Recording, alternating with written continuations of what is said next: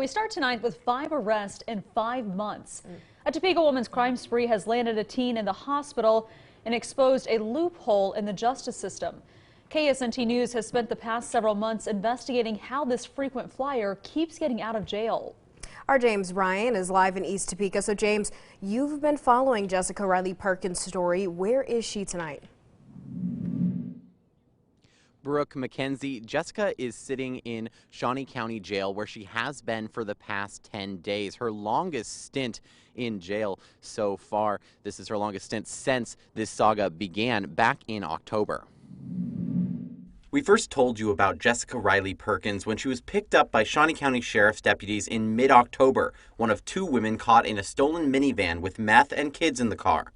She got out of jail without paying a bond and never showed up to court. Then in December, we told you about Tylynn Cross, a Lawrence teen whose car was stolen in the Home Depot parking lot. That same night, Jessica was caught on camera spending Tylynn's money at the Topeka Fat Shack. You could clearly see that she was holding Tylynn's purse and had her debit card in her hand. Topeka police arrested Jessica in a separate case but tied her to the stolen debit card. Once again, out of jail on a $1,000 bond. Tylynn, a diabetic, was admitted to the ICU after her $17,000 insulin pump was never recovered. I mean, it's great that they recovered the car even though it's now totaled.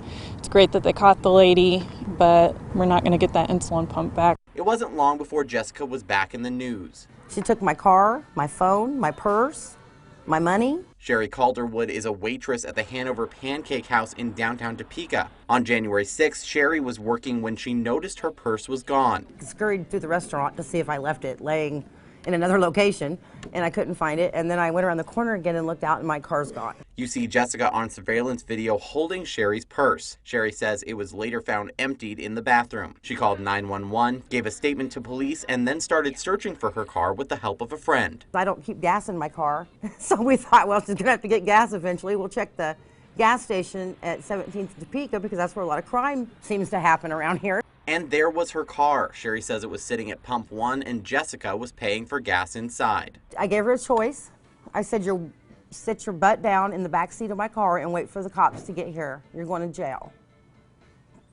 That's not what she wanted to do. Sherry and her friend fought Jessica and held her at the gas station until police arrived. But once again, she was out of jail, this time getting a $1,500 bond from 24/7 bail bonds. She was arrested 2 more times over the next month, once for car burglary, theft, and resisting arrest, and then again for stealing a car and possession of drug paraphernalia. Why is she being bonded out again and again and again? We approached Shawnee County District Attorney Mike Kage to find out. He wasn't able to address this suspect specifically, but says decisions often happen without a judge even seeing the case. So the bond is automatically set.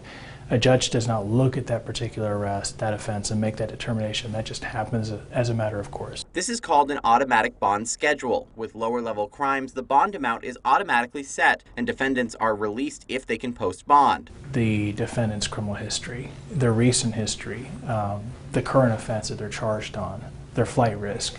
These things don't get considered until they appear before a judge. We asked the county's top cop if it was common for the system to take this long. My answer is it depends. Depends on what did they do, what's the allegation. If it's something low level that falls within the automatic bond schedule, it might, they might be processed a few different times before something occurs. And in Jessica's case, it was 5 times before the cycle seemed to end.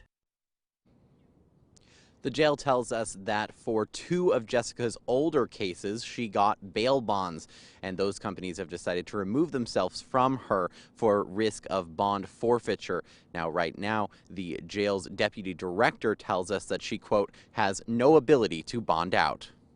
Live in East Topeka, covering local news that matters, James Ryan, KSNT News.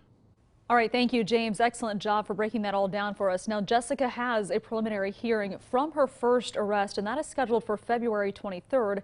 Of course, you can count on us to keep you updated on her case as it moves forward.